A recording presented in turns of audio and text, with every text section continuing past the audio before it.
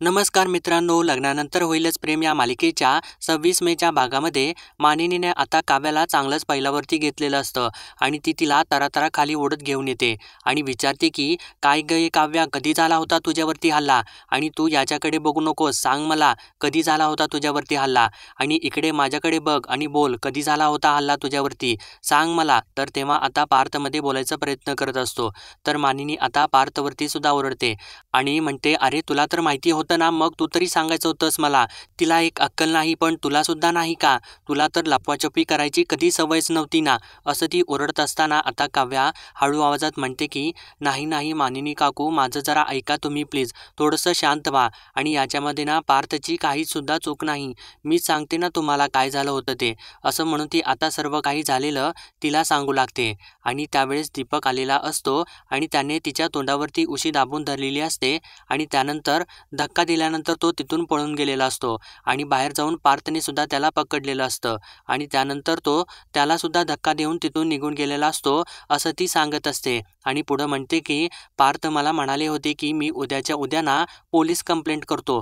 तर तेव्हा मीच त्यांना म्हणाले, प्लीज पार्थ पोलीस कंप्लेंट करू नका, कारण जर पोलीस कंप्लेंट केली ना तर मग चौकशी आली, चर्चा आली, सगळं काही होणार आणि घरामधले सगळे मोठी माणसं ना मला म्हणतील की काव्या आता तू घरामधून बाहेर पडू नकोस, 24 तास तू घरामध्येच थांब, म्हणजे 24 तास ना मी घरामध्ये अडकूनच मरेन, असं मीच त्यांना सांगितलेलं होतं. असं आता ती सर्व काही मानिनीला सांगून मोकळी होते. तर तेव्हा मानिनी आता अजूनच खूप भडकते आणि म्हणते की एवढं सगळं या घरात झालं आणि सांगावंसं वाटलं नाही का तुला काव्या, आणि पार्थ तुला सुद्धा, आणि तुम्हा दोघांना कळत आहे का? अरे पार्थ, हिला एक अक्कल नाही, पण तुला सुद्धा नाही का रे? आणि असंच ती त्याच्यावरती ओढत असताना आता मिथून त्यांच्यामध्ये पडतो आणि मानिनीला म्हणतो, अहो वहिनी जाऊ द्यात, लेकरं आता मोठी झालेली आहेत आणि लग्न झालेली आहेत त्यांची, असं तो सांगत असतो. तर तेव्हा मानिनी म्हणते की बरोबर आहे तुमचं भाऊजी, मुलांची लग्न झालेली आहेत आता आणि हे आमच्यापासून आता काही सुद्धा लपवू शकतात, पण आपण मात्र शांतच राहायचं. आणि त्यानंतर ती काव्याला म्हणते की काव्या, मला एक गोष्ट सांग, जर तुझ्या घरी हे सगळं झालं असतं तरी सुद्धा तू लपवलंच असतंस का गं? आणि तुझ्या आईवडिलांच्या पासून लपवलं असतंस का तू हे सगळं? आणि काव्या, तुला काय वाटतं, जर तू सांगितलं असतंस तर मी तुला डांबून ठेवलं असतं घरामध्ये आणि घराच्या बाहेर पडू दिलं नसतं? एवढी वाईट आहे का गं मी? आणि तुम्हा दोघांना कळत आहे का की तुम्ही दोघांनी काय केलेलं आहे ते? आणि हा सगळा काही पोरखेळ वाटतो का तुम्हाला? असं ती ओरडूनच बोलत असते. आणि जर तुम्ही त्याच वेळी सांगितलं असतं ना तर कारवाई झाली असती त्या दीपकवरती, तो पकडला गेला असता त्यावेळेसच, आणि आज जी नंदिनीची अवस्था झाली आहे ना ती झालीच नसती. म्हणजे ना आज तुझ्या ताईची जी अवस्था झालेली आहे ना ती तुझ्यामुळेच झालेली आहे काव्या, ही गोष्ट तुझ्या लक्षात येत आहे का? असं म्हटल्यानंतर आता काव्याचे डोळे मात्र मोठे होतात आणि तिला चांगलाच मोठा धक्का बसतो. तर आता बघा इकडे मित्रांनो, दीपक त्याच्या घरी पोहोचतो आणि त्याने तिथे नंदिनीचे सर्व काही फोटो टांगून ठेवलेले असतात आणि आता त्याला तो क्षण आठवतो की ज्यावेळेस त्याने नंदिनीला प्रपोज केलेलं असतं आणि नंदिनीने त्याला एक कानाखालीच मारलेली असते. तर आता दीपक म्हणतो की नंदिनी, तू वेडी आहेस, माझं प्रेम स्वीकारून जर तू गुलाब घेतलं असतंस ना तर आज तुला जीवे मारण्याची वेळच आली नसती आणि आतापर्यंत ना तुझ्या जीवामुळे तुझा जीव सुद्धा गेलेलाच असणार आहे, असं म्हणून तो खूपच ओरडत असतो आणि म्हणतो की रेस्ट इन पीस नंदिनी, देव तुझ्या आत्म्याला शांती देवो.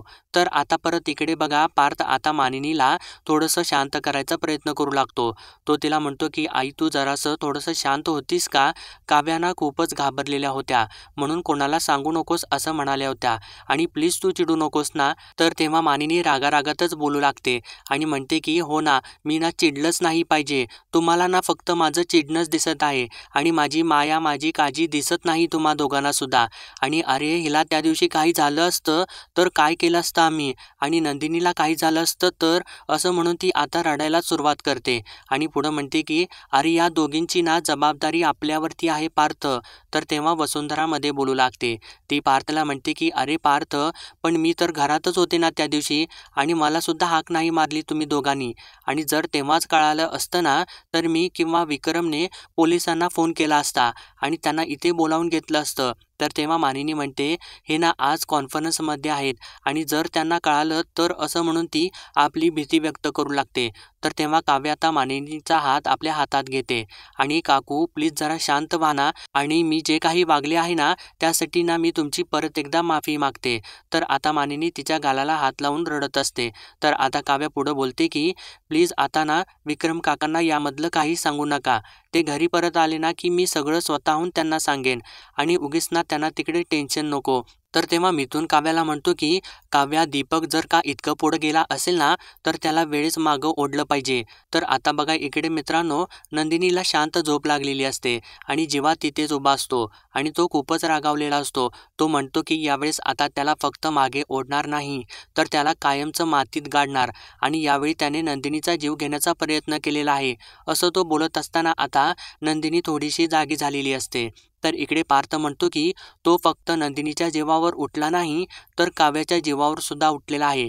इतके दिवस तो आमच्या हातातून सुटत होता पण आता नाही सुटणार. त्याला आता कायमची अद्दल घडवायची वेळ आलेली आहे. असं बोलून तो आता वरती जातो आणि तेव्हा मानिनी काव्याला आपल्या जवळ घेते. तर इकडे जेव्हा म्हणत असतो की फक्त अद्दल नाही घडवणार त्याला कायमचं सरळ करूनच सोडणार आहे. असं बोलत असताना पार्थ तिथे पोहोचतो आणि त्याला म्हणतो की तू एकटा नाही तर आपण. आता हे युद्ध ना तुझ्या एकट्याचं नाही आपलं आहे. दाखवून देऊ त्या दीपकला आपल्या माणसांच्याकडे वाकड्या नजरेने बघणाऱ्याला आपण सरळ करून टाकतो ते.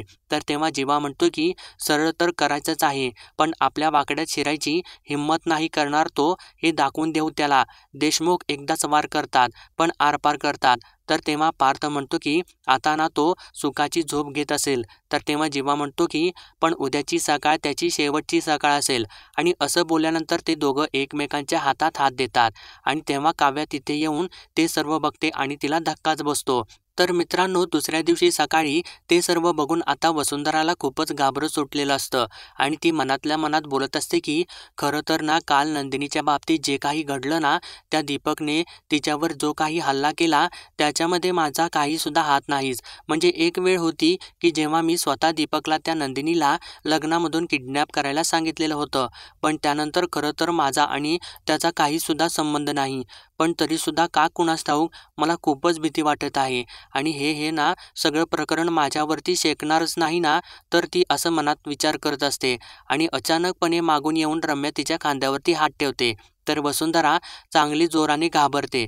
तर रम्या तिला विचारते की अगं आई एवढं घाबरायला काय झालं तुला. तर वसुंधरा तिच्यावरती चिडते आणि म्हणते की अगं रम्या तू मूर्ख आहेस का असा हात का टाकलास माझ्या पाठीवरती मी घाबरले ना केवढी. तर रम्या तिला विचारते अगं पण घाबरायला काय झालेलं आहे. तर तेव्हा वसुंधरा म्हणते की मी ना असं म्हणून ती घाबरू लागते. तर तेव्हा रम्या म्हणते की अगं म्हणजे काय नक्की काय झालेलं आहे तुला.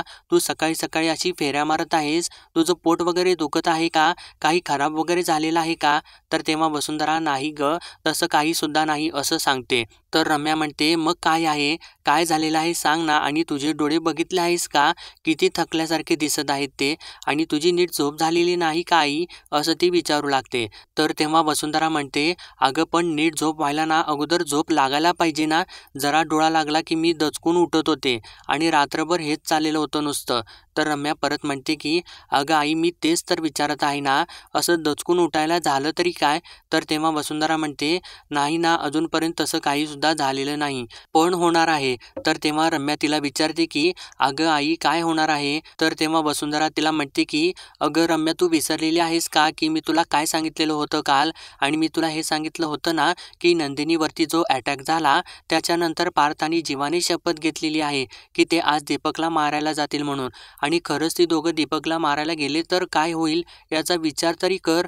तर आता ते ऐकल्यानंतर रम्या चक्क मोठ्याने हसूच लागते आणि म्हणते अगं आई काय आहेस तू. तर तेव्हा वसुंधरा तिला म्हणते अगं रम्या तू काय हसत आहेस. तर रम्या म्हणते अगं आई हसू नाही तर काय करू ते काही सुद्धा म्हणतील आणि जर जर समजा उद्या ते म्हणाले की आम्ही हे लग्न मान्य केलेलं आहे आणि पण तसं खरं होणार आहे का. आणि अगं आई तुम्हाला काल काय सांगितलं होतंस की नंदिनीवरती हल्ला झाला म्हणून ना ते दोघे असे चिडले होते पेटून उठले होते. तर तेव्हा वसुंधरा म्हणते की अगं हो खरंच तसं झालेलं होतं. तर रम्या म्हणते, पण अगं त्याच रागाच्या भरात ना हे सगळं काही बडबडले असतील ते. पण प्रत्यक्षात तसं काहीसुद्धा होणार नाही. मी तुला हवं तर लिहून देते. आणि जीवा नंदिनीसाठी आणि पार्थ काव्यासाठी त्या दीपकला मारणार नाहीत. ही काळ्या दगडावरची पांढरी रेघ आहे. असं सांगितल्यानंतर आता वसुंधराला थोडासा धीर येतो. तर मित्रांनो, आता दुसरीकडे काव्या आता झोपेतून जागी होते आणि तेव्हा तिच्या डोळ्यावरती ऊन येत असतं. तर ती उठून बघते तर तेव्हा पार्थ त्याच्या जागेवरती नसतोच. आणि तेव्हा काव्याला धक्काच बसतो आणि ती म्हणते की अरे पार्थ कुठं गेलेले आहेत. तर तेव्हा आता इकडे नंदिनीसुद्धा झोपेमधून जागी होते आणि ती उठून बसते आणि बाजूला बघते तर तिथे जीवासुद्धा नसतो. आणि ती आता मनातल्या मनात म्हणते की जीवा कुठं गेलेले आहेत. तर मित्रांनो, आता पार्थ आणि जीवा इकडे बाहेर धावत येऊन कारमध्ये बसतात. तर तेव्हा जीवा पार्थला म्हणतो की आज हा दीपक ना आपल्या हातून सुटणारच नाही. असं म्हणून तो गाडी स्टार्ट करतो आणि भरधाव वेगाने गाडी चालवत ते तिथून निघून जातात. तर आता इकडे वसुंधरा अजूनसुद्धा घाबरलेलीच असते आणि ती परत रम्याला विचारत असते की अगं रम्या, तुला खरंच असं वाटत आहे ना की पार्थ आणि जीवा त्या दीपकला मारायला जाणार नाहीत. तर तेव्हा रम्या म्हणते की अगं आई, नाही जाणार आणि आता तू हे सगळं थांबव बघू आणि तू इकडे बघ. असं म्हणून ती तिच्या चेहऱ्यावरून हात फिरवते आणि म्हणते की अगं आई, आता ही तुझ्या मनामधली ना सगळी निगेटिव्हिटी आहे ना ती फेकून दे अशी आणि तू एक डीप ब्रीथ घे आणि से गुड मॉर्निंग असं म्हणते. तर तेव्हा वसुंधरासुद्धा तिने सांगितल्याप्रमाणेच गुड मॉर्निंग म्हणते. तर इतक्यात मागून कल्पनासुद्धा येऊन त्या दोघींना गुड मॉर्निंग म्हणते. तर तेव्हा वसुंधरा रम्याला म्हणते की अगं बघत काय आहेस, साक्षात कल्पना मॅडम आलेल्या आहेत. आणि कल्पनाला म्हणते की काय कल्पना, सूर्य कुठं उगवलेला आहे. तर तेव्हा कल्पना म्हणते की काय वसुआत्या तुम्ही सुद्धा. तर तेव्हा वसुंधरा म्हणते की वसुआत्या वसुआत्या काय, असं तिच्यावरती ओरडू लागते आणि तिला म्हणते की कुठं होतीस इतके दिवस. आणि काय ग कल्पना, आमचं घर म्हणजे तुला काय धर्मशाळा वाटते का, आओ जाओ घर तुम्हारा. तर तेव्हा रम्या वसुंधराला शांत करू लागते आणि म्हणते की अगं आई, 1 मिनिट थांब. आणि कल्पनाला म्हणते की तुझं काय आहे, लॉन्ड्रीसाठी कपडे घ्यायला आलेली आहेस ना, मग तिथे आहेत, जा घे जा. तर तेव्हा कल्पना तिथून निघून जाते. तर वसुंधरा परत रम्याला विचारते की अगं रम्या, तुला खरंच असं वाटतं ना, की मनापासून वाटतं ना की ते दोघे दीपकला मारायला जाणार नाहीत. तर तेव्हा रम्या आता खरंच वैतागते आणि म्हणते की अगं आई, थांबव ना आता हे, तेच तेच काय बोलत आहेस तू सारखी सारखी, असं ती म्हणते. आणि तिचं लक्ष आता कल्पनाने लॉन्ड्रीसाठी आणलेल्या कपड्यांच्याकडे जातं आणि त्यामधला एक शर्ट ती हातामध्ये घेते आणि वसुंधराला म्हणते की अगं आई, हे बघितलंस का, पार्थचा शर्ट. आणि पार्थचा शर्ट ना लॉन्ड्रीसाठी काव्या काढून देईल का, नाही देणार ना, म्हणजे पार्थ घरातच आहे, असं ती सांगत असते. तर तेव्हा कल्पना ते सर्व ऐकून एकदमच त्या दोघींच्या मध्ये बोलते आणि म्हणते की नाही ताई, पार्थ दादांना तर मगाशीच बाहेर गेलेले आहेत. तर आता वसुंधराची बोबडीच वळते आणि म्हणते की बाहेर गेले आहेत म्हणजे कुठे गेलेले आहेत. तर तेव्हा रम्या वसुंधराला थांबवते आणि कल्पनाला म्हणते की तो बाहेर गेलेला आहे ना, तर मग कपडे कोणी दिले. तर तेव्हा कल्पना काव्या ताईंनी दिलेले आहे असं सांगते. तर आता वसुंधरा तर जामच घाबरते. तर रम्या म्हणते की ठीक आहे ना, आज काव्याने दिलेले आहेत कपडे लॉन्ड्रीला, मग त्यात काय आहे एवढं. आणि आज ऑफिसमध्ये ना एक मोठा प्रोजेक्ट आहे, त्यासाठीच पार्थ लवकर गेलेला असेल ऑफिसमध्ये. तर तेव्हा कल्पना परत म्हणते की अहो ताई, तसं नाही, पार्थदादांना ऑफिसला घेऊन जातात ना, तशी बॅग तर मी त्यांच्या हातामध्ये पाहिलेलीच नाही. तर तेव्हा वसुंधरा तिला विचारते की मग तू काय बघितलंस. तर तेव्हा कल्पना सांगू लागते की अहो मी ना बघितलं की पार्थदादा आणि जीवादादा ना अगदी तावातावात बाहेर निघून गेलेले आहेत आणि इतक्या रागात ना मी या अगोदर त्यांना कधीच पाहिलेलं नव्हतं आणि असं वाटत होतं ना की ते दोघं ना कोणाला तरी मारायलाच गेलेले आहेत. आता मात्र वसुंधरा तोंडावरती हातच घेते आणि मनातल्या मनात बोलू लागते की हे दोघं कुठं गेले असतील. तर आता बघा इकडे मित्रांनो, पार्थ आणि जीवा आनंद निवासमध्ये पोहोचतात. तर इकडे ती ताई कोणाबरोबर तरी फोनवरती बोलत असते आणि म्हणत असते की नंदिनीचा फोन कधीपासून लागत नाही आणि इथं ना आनंद निवासमध्ये भरपूर तोडफोड झालेली आहे आणि रात्री ना कोणीतरी इथं घुसलं आहे असंच वाटत आहे मला, असं ती बोलत असताना आता जीवा तिथपर्यंत पोहोचतो आणि त्या ताईला म्हणतो की त्यालाच तर शोधायला आम्ही इथंपर्यंत आलेलो आहे. तर तेव्हा ती ताई जीवाला म्हणते अरे जीवा, नंदिनीचा फोन लागत नाही, नंदिनी कुठं आहे. तर तेव्हा जीवा तिला सांगतो की काल ना नंदिनीवरती हल्ला झालेला होता, ही सगळी तोडफोड पण तेव्हाच झालेली आहे. तर तेव्हा ती ताई डोक्यालाच हात लावते आणि म्हणते की अरे देवा, आता ती कुठं आहे आणि कशी आहे ती. तर तेव्हा जीवा तिला म्हणतो की नाही, ती आता बरी आहे, पण हे सगळं ज्यानं केलेलं आहे ना त्या दीपकला आम्ही शोधायला इथपर्यंत आलेलो आहे. तर तेव्हा ती ताई त्या दोघांना म्हणते की कोण दीपक? तर तेव्हा जीवा तिला सांगतो की तोच दीपक जो इथे आनंद निवासमध्ये काम करायचा. तर तेव्हा ती ताई सुद्धा चिडते आणि म्हणते की त्या नालायक माणसाला ना आम्ही इथून हाकलून काढलेलं होतं. तर तेव्हा पार्थ तिला म्हणतो की त्याला ना अजून अद्दल घडलेली नाही, आज त्याला आमचं चांगलंच दर्शन घडणार आहे. तर तेव्हा ती ताई सुद्धा रागाला येते आणि म्हणते की त्या माणसाला ना चांगलीच अद्दल घडवा. तर तेव्हा जीवा तिला म्हणतो की अद्दल तर आम्ही घडवणारच आहोत, पण त्याच्यासाठी ना आम्हाला त्याचा ॲड्रेस आणि नंबर हवा आहे. तर तेव्हा ती ताई म्हणते 1 मिनिट थांबा, मी आता लगेचच तुम्हाला देते. असं म्हणून ती रजिस्टर काढून त्याच्यामधला ॲड्रेस आणि नंबर त्यांना देत असते. तर तेव्हा जीवा त्या रजिस्टरवरचं पानच फाडून घेतो आणि ते दोघे धावत तिथून रागारागात दीपककडे जाऊ लागतात. तर आता बघा इकडे मित्रांनो, कल्पना वसुंधराला हाक मारते. तर वसुंधरा हरवून गेलेली असते. तर तेव्हा कल्पना परत एकदा वसु आत्या अशी हाक मारते. तर तेव्हा वसुंधरा परत दचकते आणि म्हणते कपडे घेतल्यास ना मग जा की इथून, आणि तिला चक्क ढकलूनच तिथून बाहेर काढते आणि दरवाजा लावून घेते आणि परत ती रम्याकडे येऊन तिला म्हणते की बघितलं आहेस ना तू, अगं पार्थ आणि जीवा खरंच गेलेला आहेत त्या दीपकला पकडायला आणि ते त्याला मारून टाकतील, आणि तू म्हणत होतीस की ते असं काही करणार नाहीत, बाहेर जाणार नाहीत म्हणून, असं ती घाबरत घाबरतच बोलू लागते. तर तेव्हा रम्या तिला म्हणते की मग ती काही होतं ना असं कधीतरी, अंदाज चुकतो ना माणसाचा, आणि त्यानं काय होणार आहे, मारू देत ना त्या दीपकला, मग तू का कशासाठी एवढी घाबरत आहेस? तर तेव्हा वसुंधरा तिला म्हणते की अगं रम्या तू मूर्ख आहेस का, मारू देत काय त्या दीपकला? अगं विसरली आहेस का तू रम्या, तुझं ना पार्थसोबत लग्न व्हावं ना म्हणून मी स्वतः त्या दीपकला सांगितलेलं होतं की लग्नामधून नंदिनीला किडनॅप कर. असं सांगितल्यानंतर आता रम्याला सुद्धा धक्का बसतो आणि तिला तो क्षण आठवू लागतो की ज्यावेळेस वसुंधराने तिला सांगितलेलं असतं की रम्या तू मला विचारत होतीस ना की माझा प्लॅन काय होता, तर मग ऐक, मी नंदिनीला ना तिच्या स्वतःच्या लग्नामधून किडनॅप केलं. आणि तो क्षण आठवल्यानंतर आता रम्या तिला म्हणते की हो, मला आता आठवलं, तू मला बोललेली होतीस. तर तेव्हा वसुंधरा म्हणते नशीब माझं तुला आठवतं तरी. आणि रम्या आता जरा विचार कर, तो दीपक जर का पार्थ आणि जीवाच्या हाताला लागला ना तर ते त्याला मारतील, म्हणजे खरंच मारतील, आणि स्वतःचा जीव वाचवण्यासाठी तो धडपड करणारच, हातपाय मारणारच, आणि अशामध्ये जर का दीपक ना काही बोलला ना तर मग माझं काही खरं नाही. आणि असं बोलून ती खूपच धक्क्यामध्ये जाते. तर रम्याला सुद्धा धक्का बसलेला असतो. तर आता बघा इकडे मित्रांनो, जीवाने त्याच्या इन्स्पेक्टर मित्राला फोन लावलेला असतो आणि तो त्याला म्हणत असतो की हे बघ, तू माझा अत्यंत जवळचा मित्र आहेस, पण आज तागेत ना मी तुला कधीच कामासाठी फोन केलेला नव्हता, पण आज ना कारणच तसं आहे आणि काम सुद्धा तितकंच महत्त्वाचं आहे. तर तेव्हा विकास त्याला म्हणतो की बस काय जीवा, जगासाठी ना मी इन्स्पेक्टर विकास असलो ना तरी सुद्धा तुझ्यासाठी ना तुझा मित्र विक्याच आहे, आणि आपण ना जिगरी मित्र आहोत यार, तू म्हणशील ना ते मी करीन, सांग काय झालेलं आहे. तर तेव्हा जीवा त्याला म्हणतो की अरे ना माझ्या बायकोवरती अटॅक झालेला आहे. तर ते ऐकल्यानंतर विकासला धक्काच बसतो. तर तेव्हा जीवा जे काही घडलेलं असतं ते सर्व काही विकासला सांगू लागतो. तर इकडे मित्रांनो, रम्या वसुंधराला म्हणते की अरे बापरे, म्हणजे तुला काय वाटत आहे की दीपक काय करेल? तर तेव्हा वसुंधरा तिला म्हणते की तो ना काही सुद्धा करू शकतो ग, कारण तो विकृत डोक्याचा माणूस आहे, तो वाटेल ते करू शकतो. अगं स्वतःचा जीव वाचवण्यासाठी ना तो पार्थ आणि जीवाला हे सुद्धा सांगू शकतो की नंदिनीला किडनॅप करण्यामागे मी होते, आणि हे जर का जीवा आणि पार्थला ना कळालं ना तर मग रम्या सगळं काही संपलं, सगळंच संपलं, असं म्हणून त्या दोघी सुद्धा खूपच घाबरू लागतात. तर रम्या म्हणते अरे देवा, म्हणजे असं झालं आहे की आपली पापं ना आपल्या समोरच आलेली आहेत, आणि अगं आई जर खरंच असं झालं ना तर हे ना सगळे आपल्या दोघींना हाकलून देतील घराबाहेर, आणि तेव्हा आपल्याला थांबवायला ना कोणी सुद्धा नसेल. तर तेव्हा वसुंधरा म्हणते नाही, मी असं काही सुद्धा होऊ देणार नाही.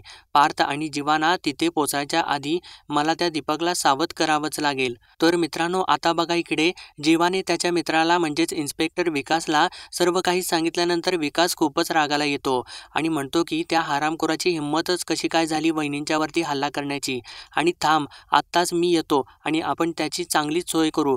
तर तेव्हा जीवा त्याला म्हणतो की नाही नाही, तू काही सुद्धा करू नकोस, मी तुला त्याचा नंबर पाठवत आहे, मला आत्ता ना त्याचं लाईव्ह लोकेशन तेवढं पाठव. तर तेव्हा विकास त्याला म्हणतो की हे बघ जीवा, आपण ना लिगली जाऊ, तू ना उगीच कायदा हातात घेऊ नकोस. तर तेव्हा जीवा त्याला खोटं बोलू लागतो आणि म्हणतो की हे बघ विकास, मी काही सुद्धा करणार नाही, मला ना फक्त त्याचं लाईव्ह लोकेशन पाठव प्लीज. तर तेव्हा विकास परत जीवाला समजावून सांगायचा प्रयत्न करत असतो. तर आता जीवा त्याला आपल्या मैत्रीची शपथच घालतो आणि मला काही सुद्धा करून तो दीपक हवा आहे असं बोलतो. तर आता बघा इकडे दीपक त्याच्या घरी पोहोचलेला असतो आणि तो नंदिनीच्या फोटोसमोर उभा राहून बोलत असतो की नंदिनी, आज तुझा नवरा जीवा ना तुझ्यासमोर बसून रडत बसलेला असेल. मला होकार दिला असतास ना तर आज तुझ्यावरती ही वेळ आलीच नसती. असं तो बोलत असताना आता वसुंधराचा त्याला फोन येतो. तर तेव्हा दीपक खुशच होतो आणि त्याला वाटतं की नंदिनी मेलेल्याची बातमी सांगायसाठीच वसुंधराने त्याला फोन केलेला असेल. तर तेव्हा तो फोन उचलतो आणि म्हणतो की गुड मॉर्निंग वसुंधरा मॅडम, सॉरी तुम्हा देशमुखांसाठी ना आज बॅड दिवस असणार आहे. पण ना तुम्ही तर खुश असालच, कारण खूप अगोदर तुम्ही मला जे काम दिलेलं होतं ना ते फायनली मी आता पूर्ण केलेलं आहे. त्यामुळे माझ्यामुळे आज तुम्हाला सुतक लागणार आहे. बाय द वे नंदिनीची शोकयात्रा निघाली आहे का, असं तो विचारत असताना वसुंधरा त्याला म्हणते की अरे मूर्ख माणसा, शोकयात्रा तिची नाही तर तुझी निघणार आहे. असं बोलल्यानंतर आता दीपकला धक्काच बसतो. तर इकडे जीवा विकासला म्हणत असतो की तू मला लाईव्ह लोकेशन पाठवणार आहेस का, मी दुसऱ्या कोणाला फोन करू. तर तेव्हा विकास आता तयार होतो आणि म्हणतो की ठीक आहे, मी तुला ना लाईव्ह लोकेशन देतो. तू मला ताबडतोब त्याचे डिटेल्स आणि फोटो असतील ना तर फोटो पाठव आणि मी माझ्या सोर्सेसना लगेचच कामाला लावतो आणि त्या दीपकचा नंबर ना त्यांना ट्रेस करायला सांगतो. तर तेव्हा जीवा थँक्स म्हणून फोन ठेवून देतो आणि त्यानंतर तो दीपकचे डिटेल्स त्याला पाठवू लागतो. तर तेव्हा पार्थ जीवाला म्हणतो की मला काय वाटत आहे माहिती आहे का, की या चिठ्ठीवरती जो ॲड्रेस आहे ना तर आपण तिथूनच सुरुवात करूयात. तर तेव्हा जीवा त्याला म्हणतो की अरे दादा, त्याने काहीसुद्धा उपयोग होणार नाही, कारण तो ना आता त्याच्या घरी नसणारच आहे. खूप हुशार आहे तो आणि तो ना सतत डसणारा साप आहे. तो नक्कीच कुठल्या तरी बिळामध्ये लपून बसलेला असणार आहे. तर मित्रांनो, आजचा भाग इथेच संपतो आणि पुढील भागामध्ये आपण पाहणार आहोत की वसुंधरा आता मानिनीला विचारत असते की पार्थ आणि जीवा कुठे गेलेले आहेत. तर तेव्हा मानिनी वसुंधराला सांगते की ते दोघे सुद्धा ना दीपकच्या मागावरती गेलेले असणार आहेत. तर आता इकडे जीवा आणि पार्थ अखेर विकासने सांगितलेल्या लोकेशनपर्यंत पोहोचतात. तर तेव्हा जीवा पार्थला म्हणतो की तू ना या बाजूच्या खोल्या चेक कर, मी या बाजूच्या खोल्या चेक करतो आणि काही सुद्धा झालं ना तर दीपक आपल्या हातातून सुटला नाही पाहिजे. तर तेव्हा पार्थ म्हणतो अरे मी सुटू देणारच नाही. असं म्हणून ते दोघे सुद्धा दीपकला शोधू लागतात. तर आता दीपकने इकडे परत आपलं वेषांतर केलेलं असतं आणि तो तिथून जात असतो. तर तेव्हा आता जीवा जाता जाता तिथून त्याला नेमका धडकतो. तर तेव्हा त्याला धडकल्यानंतर जीवाला मात्र त्याची शंका येते आणि जीवा त्याला थांबवतो आणि म्हणतो की 1 मिनिट. तर तेव्हा आता दीपक घाबरूनच तिथे थांबतो. तर इकडे वसुंधरा चक्क मानिनीला सांगत असते की तो दीपक ना साधासुद्धा माणूस नाही, भयंकर आहे तो, विकृत आहे तो. असं ती मानिनीला सांगत असताना आता मागे उभा राहिलेली काव्या वसुंधराला शंकेनेच विचारते की पण हे सगळं तुम्हाला कसं काय माहिती आहे. तर तेव्हा वसुंधरा धक्क्यानेच तिच्याकडे बघते. तर तेव्हा काव्या परत तिला म्हणते की हे सगळं तुम्हाला कसं काय माहिती आहे. तर आता मात्र वसुंधरा तिने सरसलेल्या सापळ्यात तीच अडकते आणि काही न बोलता ती धक्क्याने आता शांतच होते. तर मित्रांनो, पुढील अपडेटसाठी लाईक, शेअर आणि सबस्क्राईब करा.